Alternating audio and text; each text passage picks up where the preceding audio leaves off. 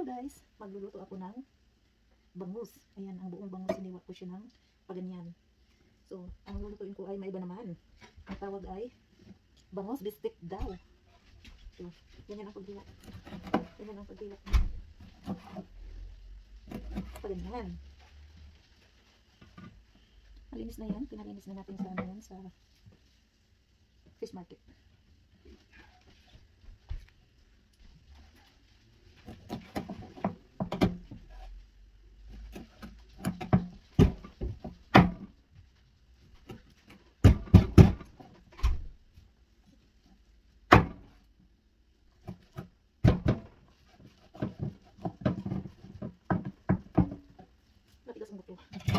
Ayan. So, ayan, nahiwa na natin.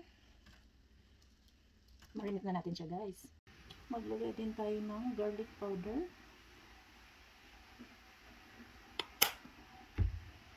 Lalagyan ko siya ng ginger powder, guys, para hindi malangsa ang ating isda.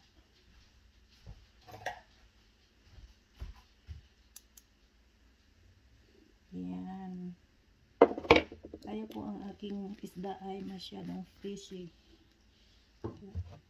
Tapos lagyan din natin siya ng brown sugar. Punasan natin. Ayaw natin ang ating brown sugar maglasa ng ginger.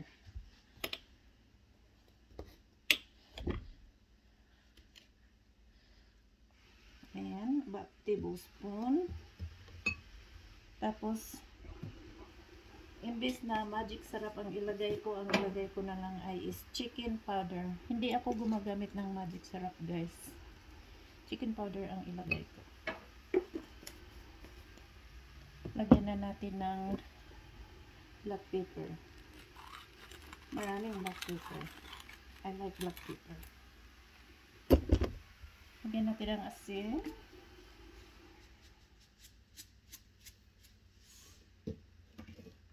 Tapos i-ano lang natin siya dito, halo-halo lang natin siya dito bago natin ibuhos sa ating isda. Tapos marinate natin yung isda natin for kailangan i-defrost ko itong aking calamansi juice. Tapos lagay na natin ang ating oyster sauce.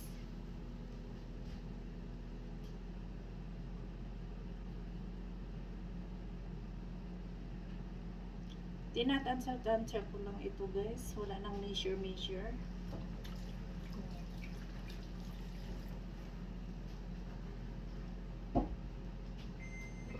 Ang mini-measure ko ay yung ano lang, sugar at saka yung ating chicken powder. So, ayan. Hinihintay ko na lang ang aking calamansi.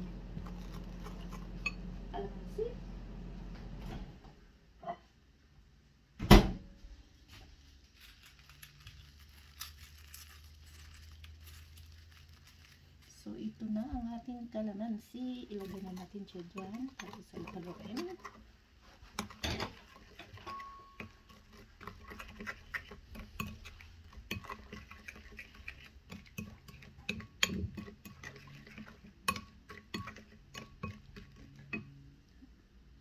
Ayan, ang bango. Ang bango ng calamansi. Ayan, pwede na natin siyang i-marinate sa ating bangus.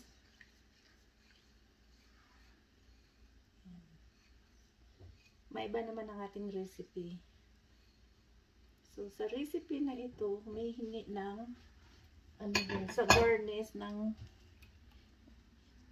kailangan ng ano sa garnish, guys, green onions, pero dahil wala akong green onions, yung bilog na onions na lang. Wala din akong red, yung sweet red onions, so ang gagamitin ko is yung shallot onions. Pwede na rin yun. Yeah, kung anong mayroon ka sa kusina mo, siya lang ang gagamitin mo for as long as pwede. Yeah, kung anong available guys. Yeah, pwede naman natin ano, anong tawag doon? Replicate. No, not replicate. Pwede natin improvise. Yan. Improvise ang ating recipes. So, ayan. Sa ganun, lumalabas na your own recipe, di ba? Pwede natin silang i-twist. So, ano ko lang siya dito. Marinate ko lang siya sa sauce. Tapos, pag na-marinate na siya, i-ano na natin siya. Hindi ko siya ipiprito, guys. I-bake ko siya sa aking air fryer para healthy. Tapos, pag na-bake na siya, igisa na natin yung ating onion. Igisa natin yung ating onion at yun ang pang-topping natin. We have to, tapos, i-toast din natin ang ating garlic. Yeah. Gusto ko yung maraming garlic. Saka maraming onion. So, ayan. So, ko na siya ng mabuti sa aking marinade. So, hayaan mo lang siya dyan ng mag-marinade ng mga 1 oras. Yeah, 1 hour. Ginger.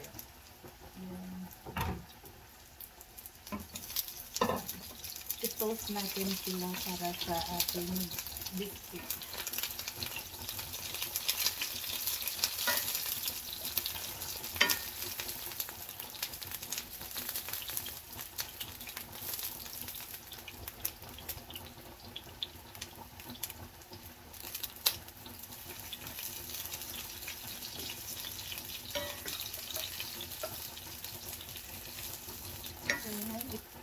Lagyan na rin natin ang ating sibuyas.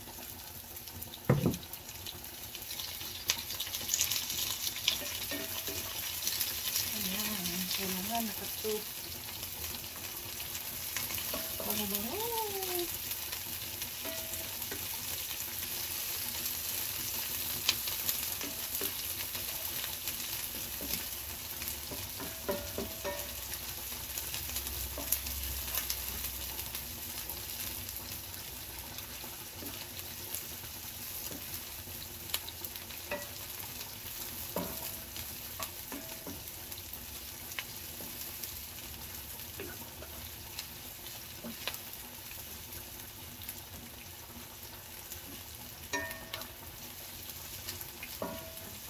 Ayan, light brown na ang ating garlic. At saka nag-translucent na rin ang ating sibuyas. So, yan lang ang natin. Ganyan na yan.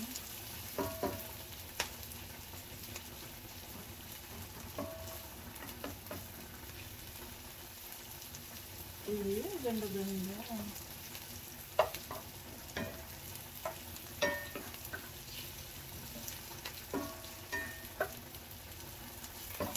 Ngayon, pwede na natin tanggalin sa ating kawali. Lagay natin siya dito, guys. Tapos yung kawali natin, mayroon pa siyang mantika. Diyan na rin natin lulutuin ang ating bangus, guys, para flavorful.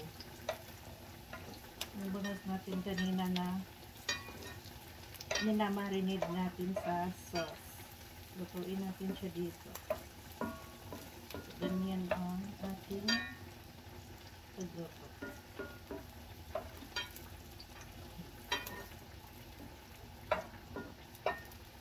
Para sa akin lang ito, guys. So, hindi ko alam kung paano kayo magluto sa mga ninyo, mga amo. This is only for sa akin lang talaga as in. Kasi ayaw ng puti iyan.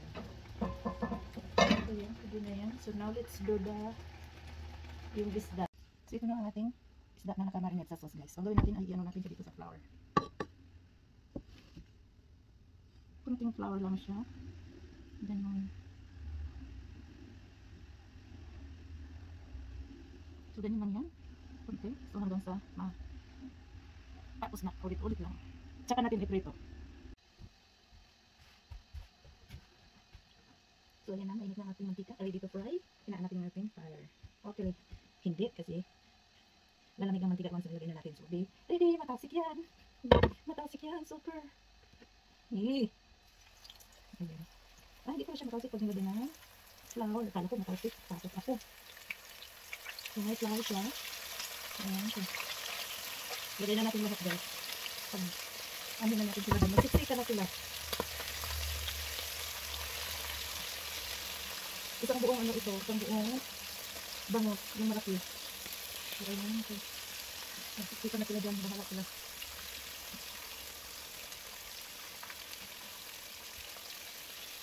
So ayan. Ipipray ko lang natin sa mantika. Hanggang sa magato. Magsiksikan sila guys. So mamaya kakita-kita nyo ang finished product ng ating bangus bistek. So ayan, ito na ang isda. So iitan na natin siya. Ito na yung marinade sauce guys. Hindi natin itatong sauce. Ayan, pakuluin na natin siya dyan. Tapan. Pagka nakulo na siya, luto na siya, lagay natin yung isda doon at ilagay na natin ang ating garnish. Yun yung tinutoast natin garlic, ginger and onion. Sige natin garnish. Pwede ka maglagay ng fried potatoes guys. Pero hindi ako maglalagay ng fried potatoes. At pwede ka mag-garnish ng green onions. So ayan, tulo na siya. So, like this. So, pwede na natin ilagay ang ating pritong bangus. Tulo na siya.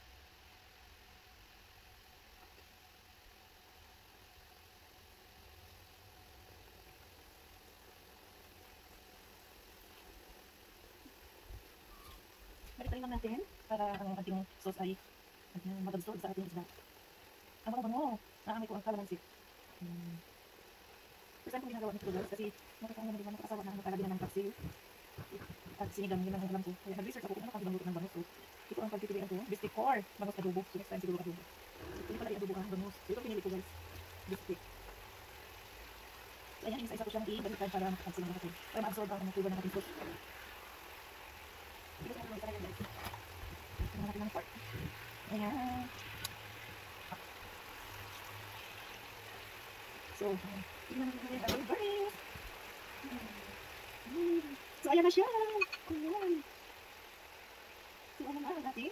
Bangus bistik. Banda. James. So, smash the likes. Thank you so much.